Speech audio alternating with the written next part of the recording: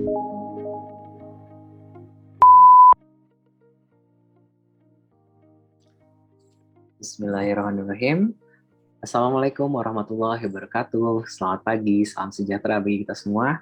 Kita bertemu lagi di kelas Teknologi Biomolekuler di Prodi Magister Bioteknologi ya. Baik, untuk pertemuan kali ini kita akan membahas khusus terkait teknik DNA rekombinan.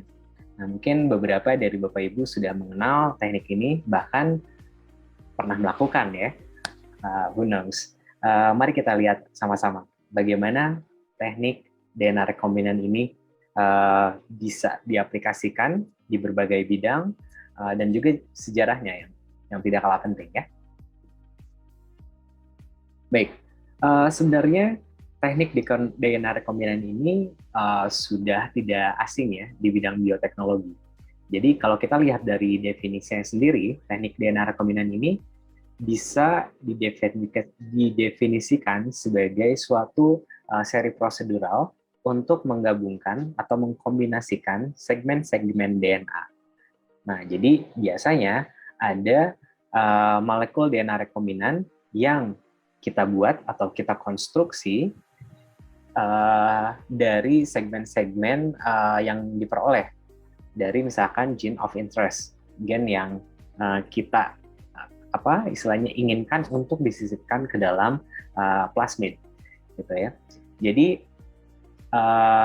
si DNA rekombinan ini, si molekul DNA rekombinan ini, dia bisa memasuki sel dan juga mereka mampu untuk bereplikasi di dalam sana dengan sendirinya, sehingga dia bisa terintegrasi ke dalam suatu kromosom. Nah, sebenarnya teknik ini dipelopori oleh Stanley and Cohen dan juga Herbert Bayer ya. Jadi kita bisa lihat Stanley Cohen sendiri dia menerima Nobel Prize dalam bidang medicine di tahun 1986 untuk penemuan dia terkait growth factor. Jadi bisa mempengaruhi tingkat pertumbuhan suatu organisme ya. Sedangkan istilahnya rekannya lagi, dia berhasil mengkonstruksi DNA rekombinan dengan menggunakan bakterial DNA dan juga plasmid sebagai vektornya. Nah, sebenarnya bagaimana teknik ini bisa kita lakukan? Nah, biasanya kalau misalkan Bapak Ibu melihat dari berbagai literatur, langkah-langkah yang diperlukan secara konvensional ya bisa kita lihat sebagai berikut. Jadi yang pertama kita harus mengisolasi dari si target gennya dan juga vektor agar kita bisa menyisipkan gene of interest kemudian kita transformasikan ke dalam host ya. Kemudian step yang kedua yaitu memotong region DNA tertentu. Jadi specific cutting of DNA at defined sites. Jadi pada region tertentu ya, pada DNA plasmid bisa kita potong sehingga kita bisa menyisipkan gene of interest. Dari situ setelah kita berhasil melakukan pemotongan, kita juga harus menempelkannya kembali ya, atau bisa dibilang merapatkannya kembali. Jadi di sini ada cutting dan juga pasting biasanya, cutting, pasting. Di sini cutting and joining dari DNA fragment. Nah setelah itu kita transformasikan replikon tersebut ke dalam sel host dan diperbanyak sebanyak mungkin. Nah, dari proses ini nanti tentunya ada beberapa yang berhasil membawa gene of interest kita, ada juga yang tidak. Oleh karena itu diperlukan proses seleksi lebih lanjut. Ya. Sel mana yang kiranya mengandung DNA rekombinan sebelum nanti kita bisa produksi ya. Nah, kira-kira begini common workflow dari teknik DNA rekombinan. Pertama kita isolasi plasmid dulu, biasanya dari bakteri, tapi kita juga sudah bisa membeli plasmid sekarang ini dengan mudah ya. Ada beberapa perusahaan, biasanya di Pusat Riset Bioteknologi dan Bioinformatika, mereka membeli dari GenScript ataupun AdGene. Kemudian kita juga bisa di sini mengisolasi DNA, gene of interest, entah itu gen yang apa istilahnya terkait dengan proses pertumbuhan dan metabolisme lainnya. Kemudian kita masukkan ke dalam plasmid. Jadi gain of interest ini kita masukkan ke dalam plasmid yang disebut dengan rekombinan DNA plasmid.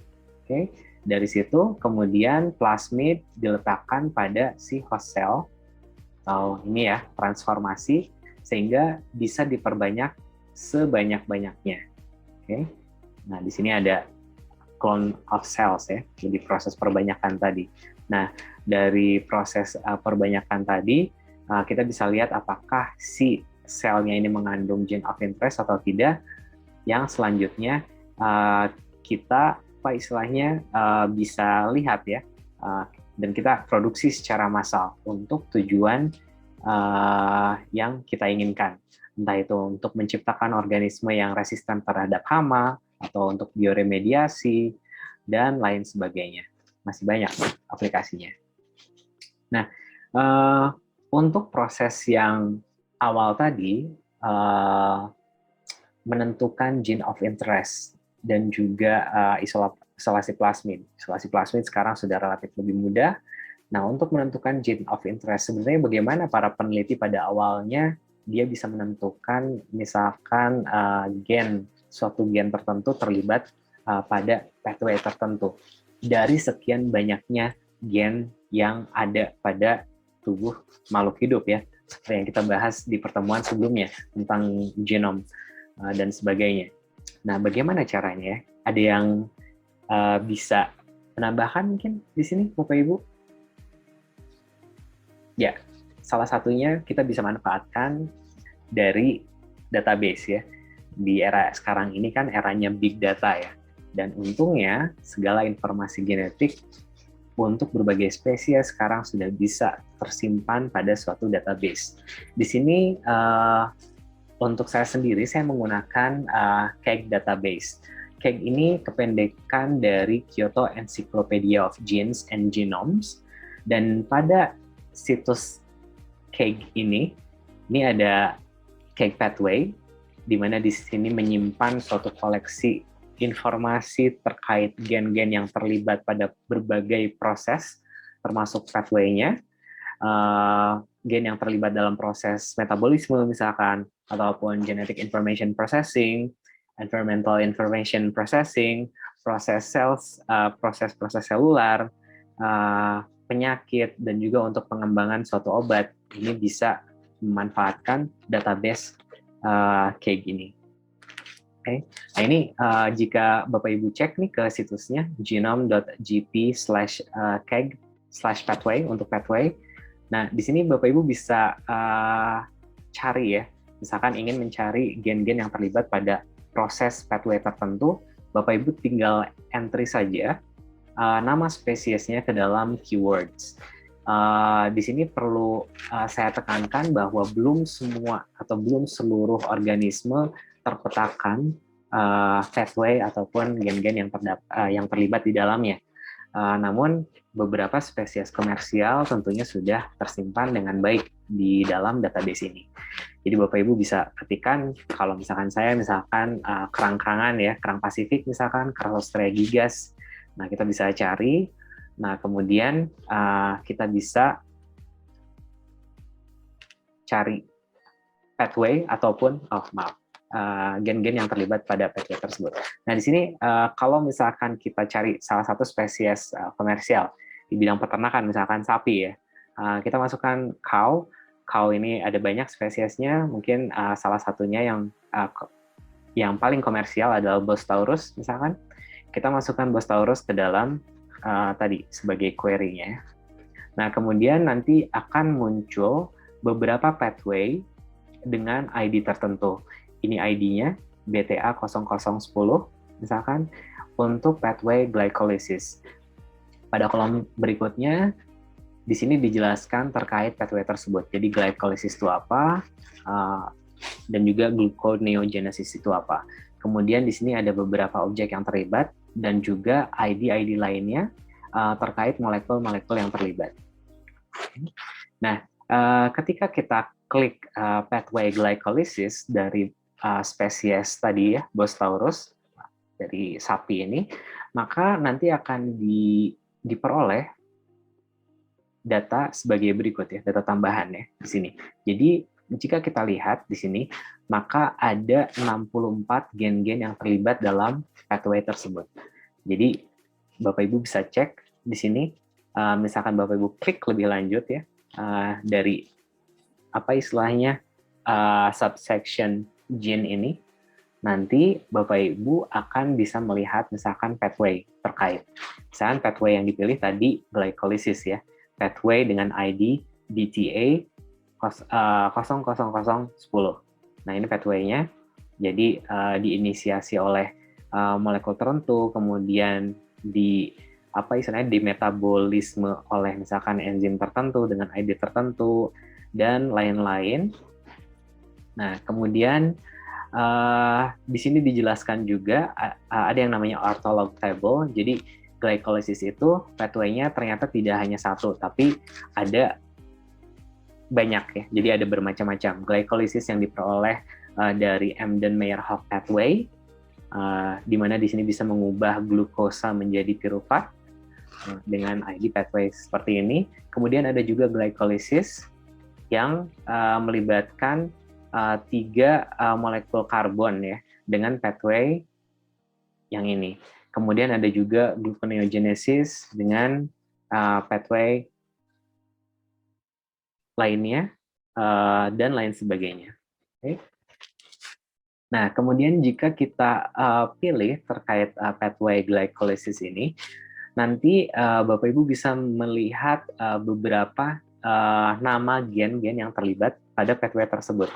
Ya, jadi tadi kan di awal di subsection gene itu dijelaskan ada 64 genes involved in this pathway. Jadi di sini Bapak Ibu bisa lihat salah satu gen yang terlibat adalah misalkan HK1. HK1 ini merupakan hexokinase 1 dengan ID gene seperti ini dan lain sebagainya. Jadi 64 gen bisa Bapak Ibu identifikasi secara keseluruhan. Nah, kemudian jika kita tertarik pada satu gen tertentu, misalkan saya ambil di sini adalah hexokinase 1 atau HK1. HK1 ini nanti kita bisa peroleh informasi lanjutan terkait gen dari HK1 ini. Di sini kita bisa lihat bahwa gen HK1 ini terlibat dengan beberapa pathway. Jadi tidak hanya glycolysis atau gluconeogenesis saja, namun ada juga semacam fructose, kemudian mannose metabolism, galactose metabolism, dan lain sebagainya. Gitu. Dan ini sangat-sangat bermanfaat ya untuk misalkan ya tergantung tujuan kita nanti. Oke. Nah, kemudian ketika kita pilih satu gen tadi, misalkan HK1, kita bisa memperoleh data terkait sequence nucleotide-nya atau NT yang di sini. Nah, ini nucleotide-nya, sequence-nya seperti apa. Kemudian kita bisa juga melihat data asam aminonya, amino acid di sini. Ya, kalau amino acid urutannya tentunya berbeda ya dengan yang nucleotide. Oke.